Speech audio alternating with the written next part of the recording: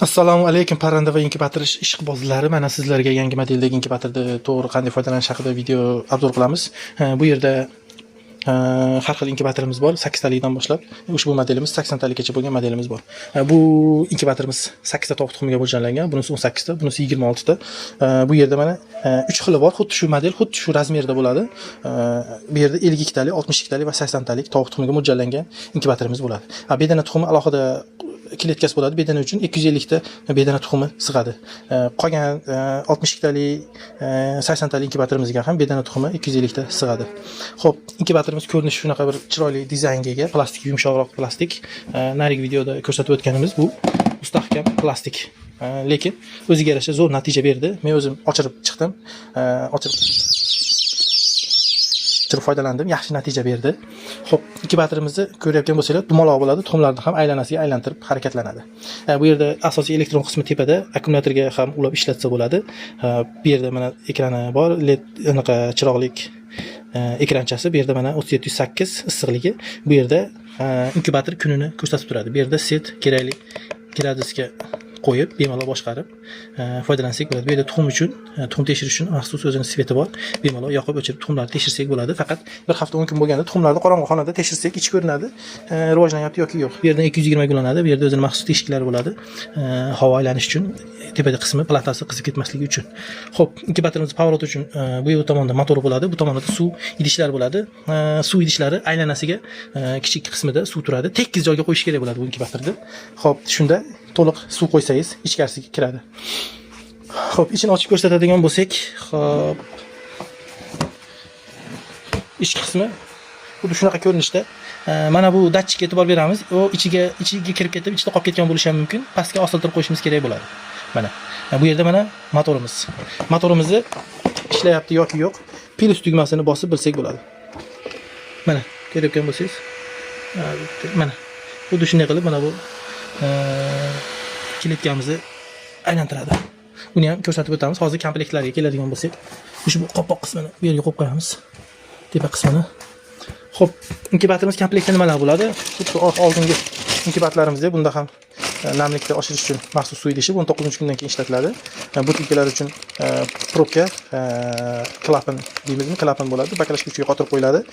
Suvni og'darganingizda to'kilib ketmaydi. Qachonki ushbu paddonga og'darib qo'ymagunizcha suv to'kilmaydi. Bunga solganingizdan keyin suv oqishni boshlaydi. Xo'p, buni ham ko'rsatib o'taman. Bu yerda 3 ta o'zini suv idishlari bo'ladi. Ushbu qopqoqlar bunga qotiriladi, suv to'ldirilib va paddonga og'darib qo'yiladi.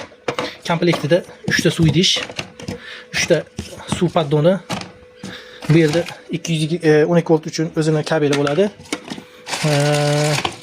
Bu yerda 3 ta shlanka bor. Mana bunga ulash uchun bir tomoni bu yoqqa, bir tomoni bunga ulanadi. 3 ta shlanka, kitobchasi va 3 ta o'zining qopqog'i. Bu yerda va o'zimizning jadval bo'ladi. Ushbu jadval bo'yicha boshqacha bo'ladi. Bu yerda faqat shu 1-kundan 7-kungacha bo'lgan gradusda 37.5 ko'rsatilgan. Aslida bu 37.8 bo'ladi. Qolgan graduslar hammasi to'g'ri. Shamollatish vaqtlari hammasi to'g'ri. Jadvalga qarab foydalansak bo'ladi. Faqat shu 1-kundan 7-kungacha 37.8 ushlash kerak bo'ladi. Bu tovuq tuxumiga mo'ljallangan. 60 mana bu yerga yozib qo'ygan bo'ladi. Ozgina ko'rinish qiyin bo'lyapti. Mana 62 talik. 62 ta tovuq tuxumiga mo'ljallangan kletkamiz. Bu yerga qo'yib turamiz. Bu bedana tuxumiga moslashtirilgan kletkamiz. Mana. Bedanachilar uchun juda ham qulay inkubator ekan. Men tovuq tuxumini ochirdim, juda yaxshi natija berdi, lekin ko'pchilikka sotdik, reklama qilmasdan oldin ko'pchilikka tavsiya berib sotdik. Yaxshi natija beryapti. Xo'p, tuxumlarni har bir kletkaga terib chiqiladi. Bedana tuxumlari keyin yopib qo'yiladi. Mana. Yopildi.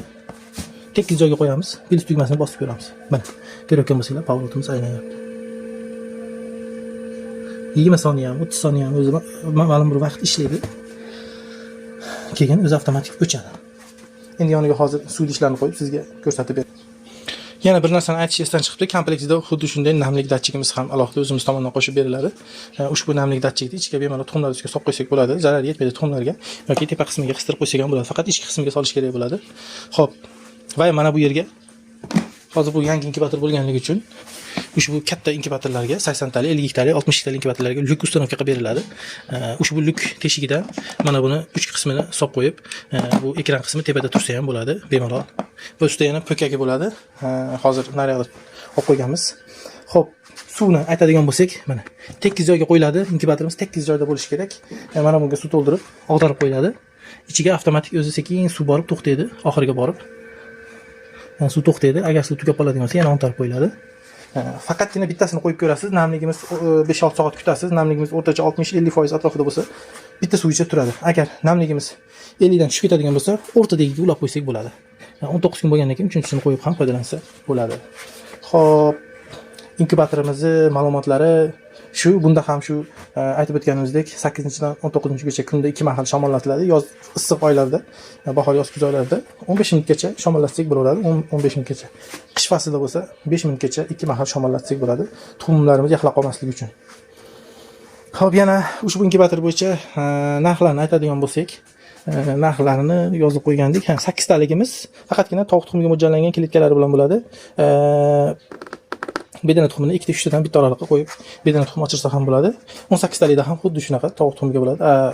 26 talik inkubatorlarimizda tovuq tuxumiga va bedana tuxumiga alohida kletkalari bo'ladi.